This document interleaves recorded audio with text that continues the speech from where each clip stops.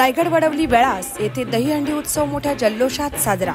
येथील ग्रामस्थ डोक्यावर ताट व नारळ ठेवून भगवान श्रीकृष्णाला नमस्कार करत असतात। यावेळी गावातील तरुण तरुणी एकत्र येऊन नाचताना दिसत होते। व्हिडिओ जर्नलिस्ट संदेश पेडणेकर, मी 24 तास, श्रीवर्धन।